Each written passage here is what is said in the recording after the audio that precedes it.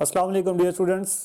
Lecture number 3 में मैं आप सबको वेलकम कहता हूं और मुझे उम्मीद है कि इससे प्रीवियस लेक्चर में आपने क्वेश्चन नंबर 1 से लेकर 16 तक सॉल्व कर लिए होंगे और उन्हें अच्छे तरीके से आपने अंडरस्टैंड कर लिया होगा। आज के इस लेक्चर में हम डिस्कस करने वाले हैं क्वेश्चन नंबर 17 को और चलते हैं बोर्ड की तरफ और क्वेश्चन नंबर 17 को सॉल्व करने की कोशिश करते हैं। तो स्टूडेंट्स देखें, क्वेश्चन नंबर 17 की स्टेटमेंट है कि show that every Hermitian matrix can be written as a plus iota b where a is real and symmetric and b is real and symmetric। तो स्टूडेंट सबसे पहले ये है कि स्टेटमेंट को समझने की ज़रूरत है क्योंकि स्टेटमेंट से ही हम इसका गिवन और प्रूफ निकालेंगे। तो ये देखें स्टूडेंट्स, ये बात आपको गिवन में दी हुई है कि a क्या है, रियल है और सिमेट्रिक है, इसी तरह b भी रियल और सिमेट्रिक है। तो सबसे पहले तो गिवन में आपके पास ये आ जाएगा, given as a is real and symmetric। so a अगर रियल है इसका मतलब क्या हुआ कि a कॉन्जुगेट b a के इक्वली होने वाला है और a सिमेट्रिक है तो इसका मतलब क्या हुआ कि a ट्रांसपोज जो है वो किसके इक्वल है, a के इक्वल है। आल्सो आगे हमें क्या दिया हुआ है, b is real and skew symmetric.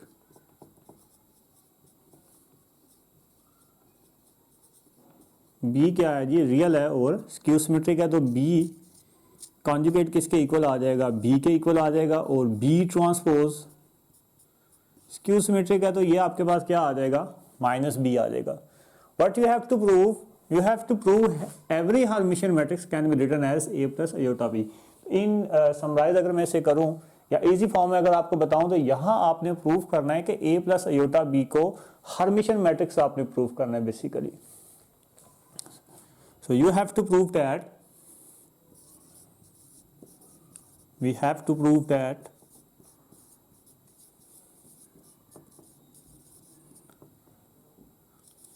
a plus iota b can be written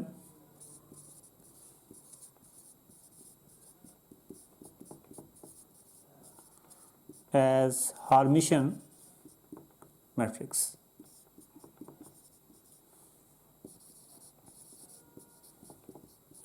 तो स्टूडेंट्स आप लेट कर लेंगे, लेट इसे आप नाम दे दें, कोई भी नाम दे दें, क्यू का नाम दे दें, let Q is equal to a plus iota B. अब जो हार्मेशन मैट्रिक्स प्रूव करने के लिए कंडीशंस होती हैं उन कंडीशंस को हम लगाएंगे। ये आपके पास हार्मेशन मैट्रिक्स की कंडीशन लिखी हुई है, इसमें आपके पास सबसे पहले क्या है कि आप क्या लेंगे, कॉन्जुगेट, और उसके बाद आप क्या लेंगे, ट्रांसपोज। और कॉन्जुगेट और ट्रांसपोज लेने के बाद अगर अगेन आपके पास वही मैट्रिक्स आता है तो इट्स मीन जो गिवन मैट्रिक्स होगा आपके पास वो क्या होगा, हार्मेशन मैट्रिक्स होगा। तो सबसे पहले आप इसका कॉन्जुगेट ले लेंगे, तो कॉन्जुगेट आप लेंगे तो Q conjugate is equal to आपके पास आ जाएगा a plus iota b conjugate and more अगर इसे सॉल्व करें तो Q conjugate is equal to a conjugate. You know that के इमेजिनरी का साइन कॉन्जुगेट में क्या हो जाता है, चेंज हो जाता है, iota b conjugate. Now you have to take the transpose. अब आप इसका क्या ले रहे हैं, ट्रांसपोज ले लें तो ये आपके पास आ जाएगा a conjugate minus iota b conjugate and whole transpose. Students you know that के a कॉन्जुगेट आपको क्या दिया हुआ है, a के इक्वल दिया हुआ है, माइनस b कॉन्जुगेट आपको किसके इक्वल दिया हुआ है, b के इक्वल दिया हुआ है। Now is equal to a minus iota b transpose, ये आपके पास आ जाएगा a transpose minus iota b transpose. Now हमें दिया हुआ है कि a ट्रांसपोज किसके इक्वल आ जाएगा, a के इक्वल आ जाएगा, माइनस आयोटा b ट्रांसपोज किसके इक्वल दिया हुआ है जी, माइनस b के इक्वल दिया हुआ है। You will get a plus iota b। So a plus iota b किसके इक्वल है, क्यू के इक्वल है। So Q conjugate whole transpose is equal to Q आ चुका है। सो एवरी हार्मेशन मैट्रिक्स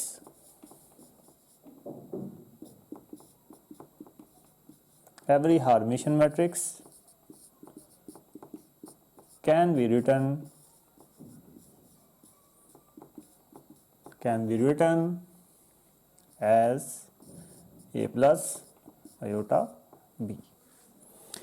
तो स्टूडेंट्स आई होप कि आपको क्वेश्चन नंबर 17 की अच्छी तरीके से समझ आ गई होगी।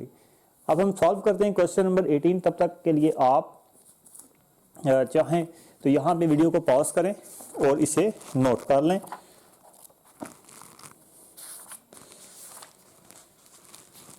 जी तो स्टूडेंट्स क्वेश्चन नंबर 18 है, show that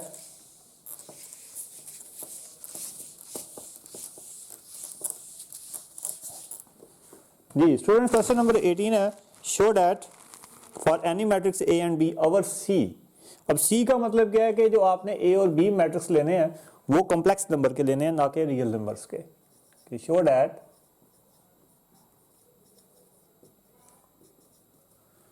for any matrix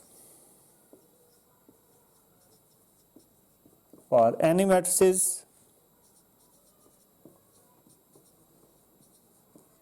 A and B our C and K belongs to C। हमने क्या शो करना है जी, फर्स्ट वन वो कह रहा है कि A डबल बार या A double conjugate is equal to, आपने क्या प्रूफ करना है, A के इक्वल प्रूफ करना है। तो यहां पे हम क्या करेंगे जी, सबसे पहले जर्नल मैट्रिक्स ए ले लेंगे, let A is equal to A I J, क्योंकि हमने कॉम्प्लेक्स नंबर में लेना है, तो आप कॉम्प्लेक्स नंबर में ए I J plus iota alpha I जे की फॉर्म में लेंगे। कॉम्प्लेक्स नंबर आपके पास यही होता है ना, ए प्लस आयोटा बी की फॉर्म में। तो मैं यहाँ पे बी नहीं लिख सकता क्योंकि मेरे पास आगे कुछ क्वेश्चन ऐसे आएंगे जहाँ पे बी होगा, इस वजह से मैंने इसे अल्फा में लिख दिया। तो आपने प्रूफ क्या करना है कि ए डबल कॉन्जुगेट, तो taking conjugate on both sides.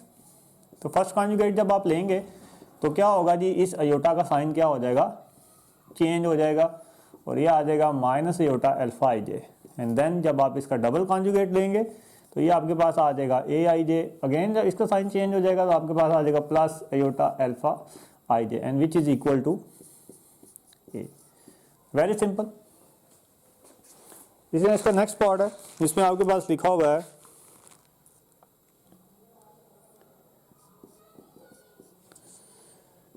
के A conjugate is equal to K conjugate and A conjugate. ये तो स्टूडेंट्स यहां पे आप लेट कर लेंगे, let A is equal to, again आपने जो ऊपर लेट किया हुआ है, A I J plus iota alpha I J and K is equal to, ये भी आपने उसी फॉर्म में लेना है, कॉम्प्लेक्स नंबर की फॉर्म में। तो यहाँ पे आप ले लें सी प्लस अयोटा डी ले लें। डी तो स्टूडेंट्स आपके पास है के ए है आपके पास, तो आप क्या लिखेंगे इसे, K A whole conjugate is equal to A I J plus iota alpha I J this conjugate, और इसी का नीचे आपके पास है C plus iota D conjugate. तो इनको आप अलग अलग कर लें तो ये आपके पास आ जाएगा A I J plus iota alpha I J इसका conjugate and C plus iota D इसका कॉन्जुगेट। जब आप इसका कॉन्जुगेट लेंगे तो ये आपके पास आ जाएगा, तो यहाँ पे के आपने पहले लिखना था, तो मिस्टेक हो गई है जी, यहाँ पे आपने के क्या करना है, पहले लिखना है। तो के ए कॉन्जुगेट आपके पास आ जाएगा जी, के आप पहले लिखेंगे C plus iota D and A I J plus iota alpha I J and whole conjugate. अब आप क्या करें जी, इसका अलग अलग कॉन्जुगेट कर लें by the property of complex numbers. ये आपके पास आ जाएगा प्लस अयोटा अल्फा आई जे। अब यू नो डैट के कॉन्जुगेट के केस में आपके पास क्या हो जाएगा, इमेजिनरी का साइन चेंज हो जाएगा एंड सिमिलरली यहाँ पे भी इमेजिनरी का साइन चेंज हो जाएगा। तो ये आपके पास आ जाएगा, देखें जी, ये के कॉन्जुगेट आ जाएगा और ये आपके पास ए कॉन्जुगेट आ जाएगा। तो यू प्रूफ इट। इसी तरह से इसके टोटल 5 पार्ट्स हैं, तो मुझे उम्मीद है कि स्टूडेंट्स आप इजीली इसके ये बाकी तीनों पार्ट्स भी सॉल्व आउट कर लेंगे। अगर आपसे वो सॉल्व ना हुए तो आप मुझे बताइएगा तो हम इसे दोबारा से डिस्कस कर लेंगे। यहाँ पे आप वीडियो को पॉज करें और इसका सोल्यूशन को नोट कर लें ताकि आप अगले तीनों पार्ट्स को भी इजीली सॉल्व कर लें। जी तो स्टूडेंट्स अब हम बात करते हैं क्वेश्चन नंबर 19 के बारे में। Question number 19 paper point of view से बीएससी में तो बड़ा इंपॉर्टेंट क्वेश्चन है, क्वेश्चन नंबर 19 और 20। तो देखते हैं क्वेश्चन नंबर 19 को समझते हैं और उसके सोल्यूशन को सॉल्व आउट करते हैं कि if A is a matrix over R and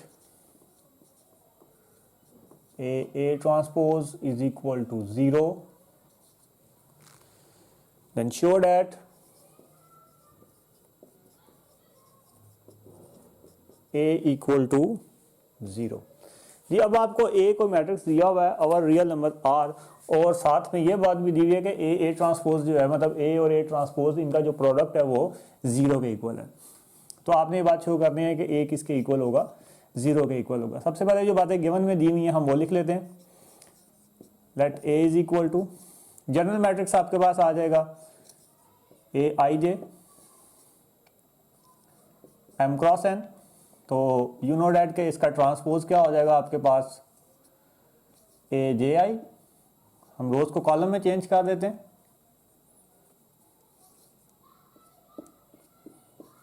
Aj N cross M, order भी चेंज हो जाएगा।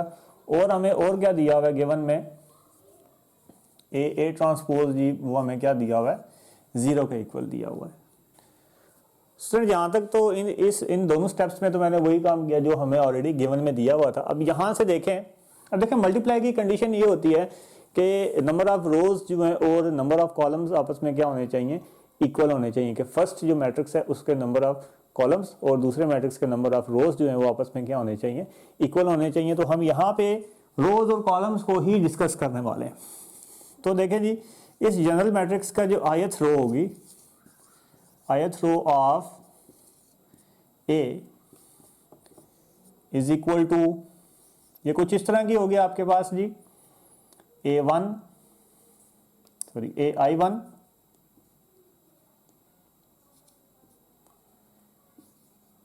ai2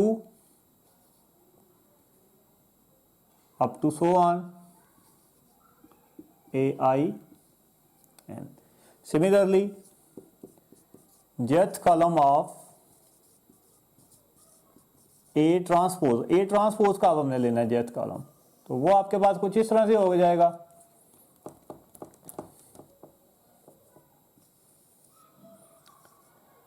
aj1 aj2 up to so on ajn। जब आप इन दोनों का प्रोडक्ट करेंगे कि ith and jth element of A transpose is equal to, के इसको थोड़ा तरतीब से लिख लेते हैं जी, वो बिल्कुल ही बीच में जा रहा है।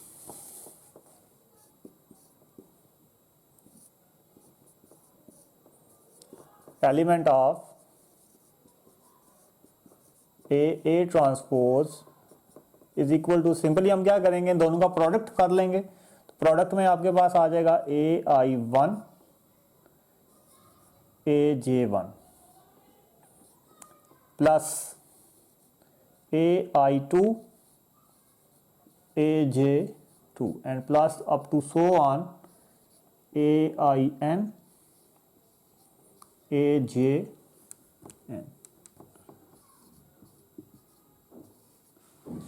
जी तो अब आप क्या करें जी, रिप्लेस कर लें i by j for diagonal element. आपको पता ना डायगोनल में जब आप जनरल मैट्रिक्स लेते हैं तो जैसे मिसाल के तौर पे ये आपके पास अगर जनरल मैट्रिक्स एक हो, बल्कि आप यही जनरल मैट्रिक्स लेते हैं a13 a21 22 23 a31 a32 a33। यहाँ पे देखें आपके पास ये जो डायगोनल एलिमेंट है ये आपके पास क्या है, सेम है। तो सेम बनाने के लिए replace i by j for diagonal elements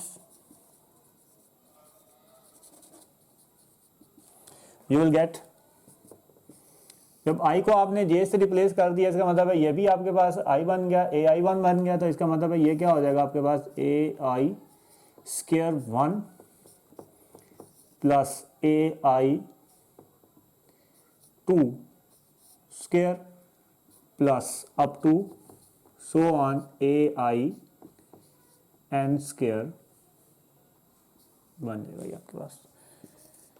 now we have given कि ये जो ए ट्रांसपोज है ये किसके इक्वल है, 0 के इक्वल है, तो 0 is equal to ai square 1 plus ai square 2 plus up to so on ai n square. Now since every element is equal to 0, every element of a is equal to 0, so यहाँ से आपने इसको मैं race कर देता हूँ यहाँ तक, अगर आपने नोट कर लिया तो चले यहाँ पे थोड़ी सी जगह है, यहाँ पे इसको लिख लेते हैं जी। तो since every element of A transpose is equal to 0, so ai1 is equal to 0, ai2 is equal to 0 up to so on ain is equal to 0, so we can say that a is equal to 0। तो I hope students आपको इसकी थोड़ी बहुत समझ आ गई होगी, मजीद आप इसे प्रैक्टिस करेंगे तो आप इसे अच्छे तरीके से अंडरस्टैंड कर पाएंगे। इससे next question, question number 20 same इसी तरह से है, बस वहां पे कम्प्लेक्स नंबर का जिक्र है, वो क्वेश्चन आपने खुद सॉल्व आउट करना है, मुझे उम्मीद है कि आप वो क्वेश्चन इजीली सॉल्व आउट कर लेंगे। जी स्टूडेंट्स अब हम बात करेंगे क्वेश्चन नंबर 21 के बारे में। उससे पहले हम जरा बोर्ड को भी रेज कर लेते हैं।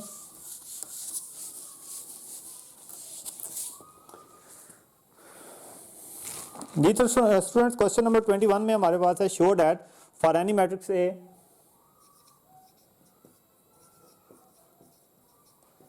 Show that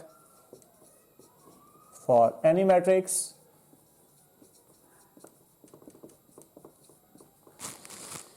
A AP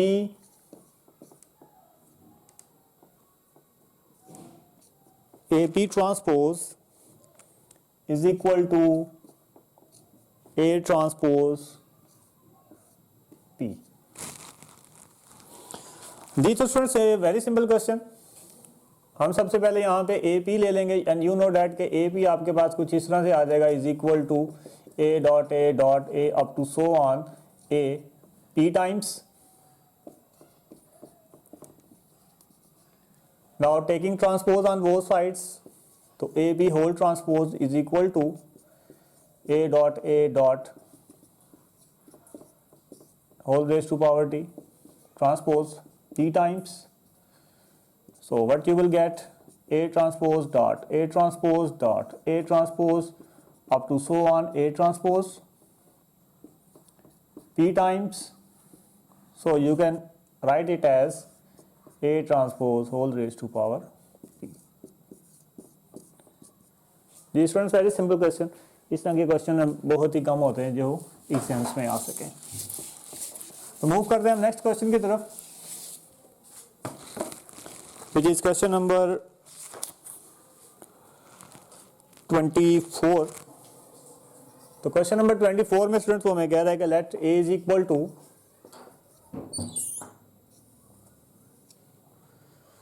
1 2 3 4 0 0 and 1 0 2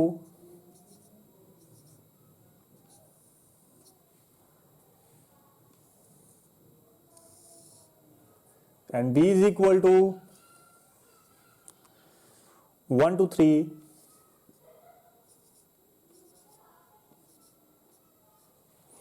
1 and 4 3 6 and 1 and 0 0 and 0।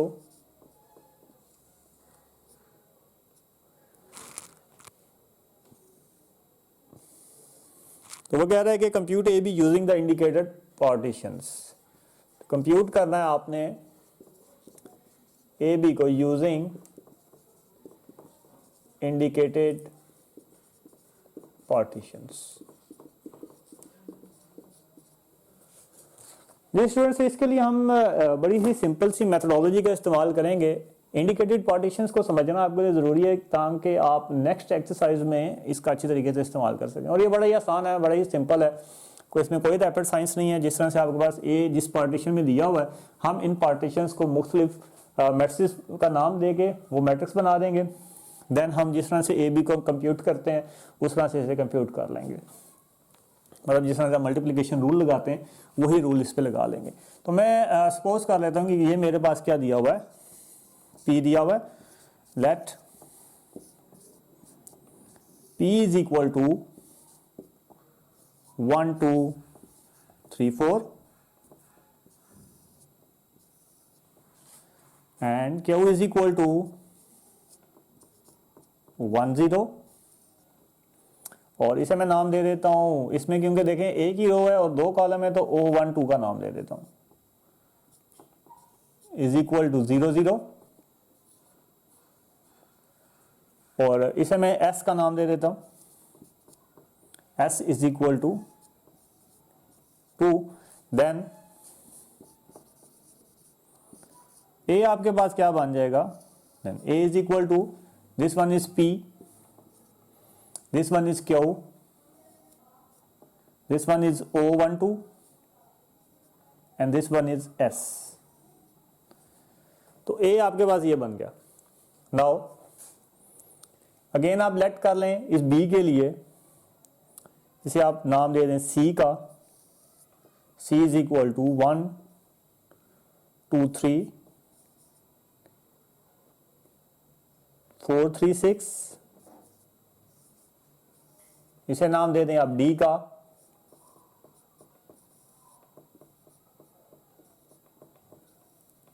और इसे आप नाम दे दें O का। इसमें भी देखें आपके पास एक रो है और 3 कॉलम है, तो O13 का आप नाम दे देंगे तो ये आपके पास आ जाएगा 0 0 एंड 0। नाउ इसे आप नाम दे दें E का and which is 1। So B is equal to B आपके पास क्या बन जाएगा जी, B आपके पास this one is C, this one is D and this one is O13 and this one is E।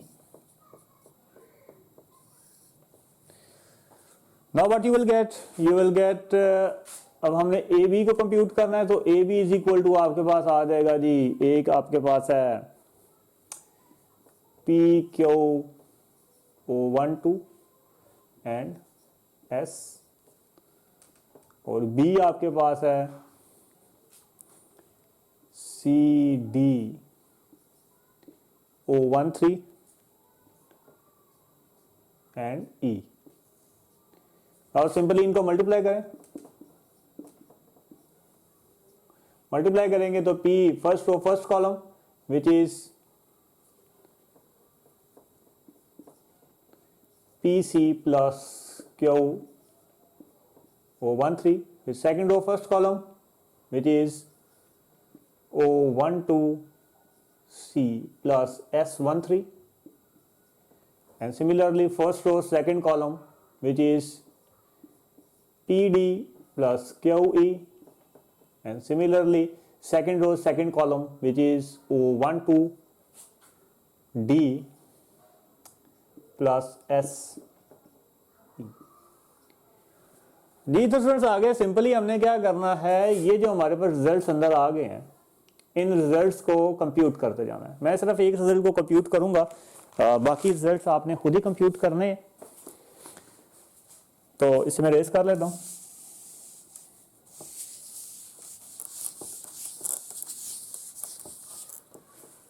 जी तो स्टूडेंट्स सबसे पहले हम कंप्यूट करते हैं PC प्लस QO13 को। ये आपके पास था P, ये आपके पास Q था, ये आपके पास O था और ये आपके पास S था। इसी तरह से ये आपके पास C था, ये आपके पास D था, ये आपके पास O था और ये आपके पास E था। Now PC, what is the P here? P is 1 2 3 and 4 and what is the C here? 1 2 3 and 4 3 6. Now plus what is the Q here? 1 0 and O13 आपके पास आ जाएगा जी, this one is O13 0 0 and 0. जी जो student देखें सबसे पहले इसमें मल्टीप्लिकेशन पॉसिबल है या नहीं, देखें इसमें आपके पास इसकी रोज़ की कॉलम आपके पास हैं 2, इसमें रोज़ आपके पास हैं 2, तो इसमें तो मल्टीप्लिकेशन पॉसिबल है। इसी तरह से देखें इसमें कॉलम आपके पास है 1 और इसमें रो भी आपके पास 1 है, तो मल्टीप्लिकेशन इज़ पॉसिबल। तो अब आप इसे क्या करें जी, इजीली मल्टीप्लाई कर सकते हैं। तो फर्स्ट रो फर्स्ट कॉलम जी, first row first column multiply करेंगे तो आपके पास आ जाएगा 1 + 8। Similarly second row first column which is 3 + 16। Plus minus की इसमें मिस्टेक हो सकती है स्टूडेंट्स, तो आपने जस्ट मेथडोलॉजी पे फोकस करें। Second row second column which is 2 + 6 and second row second column which is 6 + 12। फिर first row second column which is 3 + 12 and the second row and second column third column 3 is 9 + 24 and plus जी first row first column which is 0 and फिर first row first column second row first column which is 0। ये तमाम का तमाम 0 होने वाला है क्योंकि आगे आपके पास मैट्रिक्स 0 है, तो इसलिए इसको लिखने की ज़रूरत नहीं है। तो मज़ीद आपके पास स्टूडेंट्स ये आ जाएगा 8 + 1 विच इज़ 9, 19, 8, 18, 15 एंड 24 एंड 9 ये आपके पास आ जाएगा 33। तो जी इतने ऐसे की जगह सिंपली आपने ये उठा के यहाँ पे लिख देना। इसी तरह आपने ये कंप्यूट कर लेना, ये तीनों चीज़ें आपने कंप्यूट कर लेनी है और मुझे उम्मीद है कि आप इजीली इन्हें कंप्यूट कर लेंगे।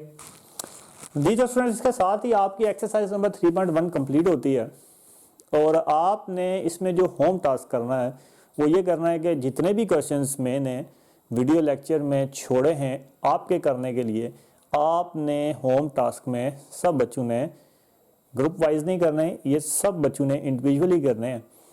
आपने वो होम टास्क मुझे सेंड करना है। क्या होम टास्क दिया जी आपको? जितने क्वेश्चंस मैंने वीडियो लेक्चर्स में स्किप किए हैं वो तमाम क्वेश्चंस आपने मुझे सॉल्व करके सेंड करने हैं और ये हर बच्चे ने सेंड करने हैं। इसे आपने ग्रुप वाइज नहीं करना बल्कि ये तमाम स्टूडेंट्स ने सेंड करने हैं। अल्लाह हाफिज़ and have a nice day.